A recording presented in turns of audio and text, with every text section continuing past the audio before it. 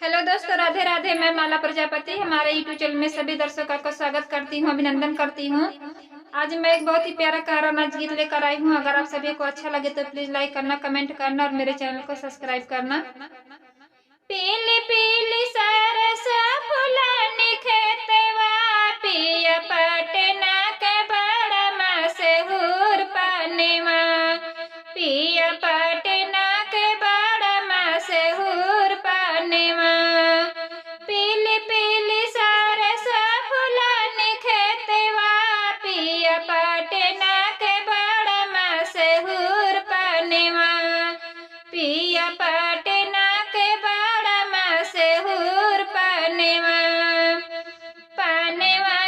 पानेवा के बेची ननदी हरवा बनेवा मनी, पानेवा के बेची ननदी हरवा बनेवा मनी। हरवा पहिन के देखावे जलवा, पिया पटना के बड़ा मशहूर पानीवा, पिया पटना के बड़ा मशहूर पानीवा। हरवा पहिन के देखावे जलवा, पिया पटना के बड़ा मशहूर पानीवा, पिया पटना के बड़ा मशहूर पानीवा।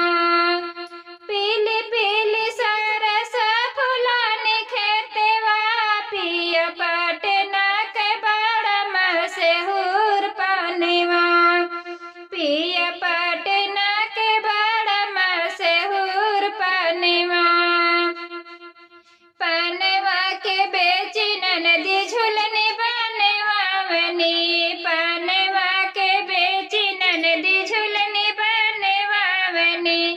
झुलनी पहिर के देखावे जलवा, पिया पटना के बड़ा मशहूर पानीवा, पिया पटना के बड़ा मशहूर पानीवा।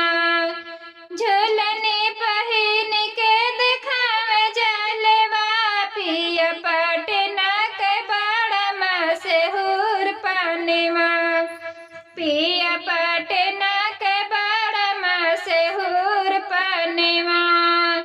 पीली पीली सरस फुलानी खेतवा, पिया पटना के बड़ा मशहूर पानीवा, पिया पटना के बड़ा मशहूर पानीवा।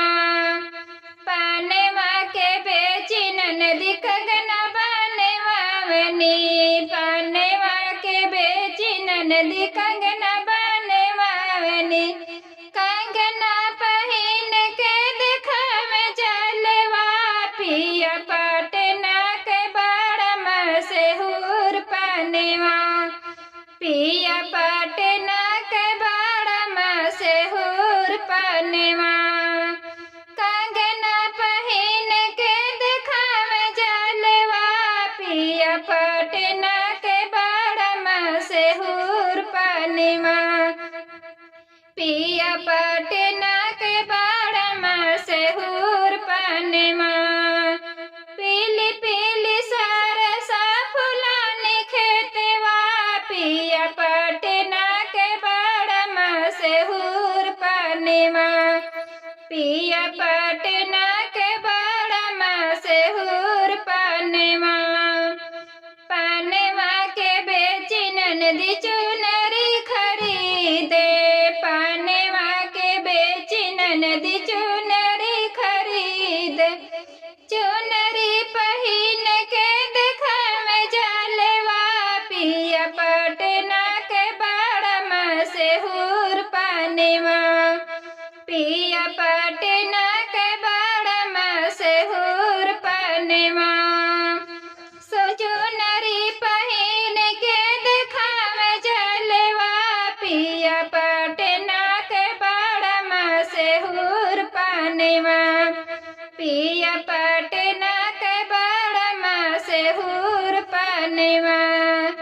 पीली पीली सरस फुलानी खेतवा, पिया पटना के बड़ा मशहूर पानीवा, पे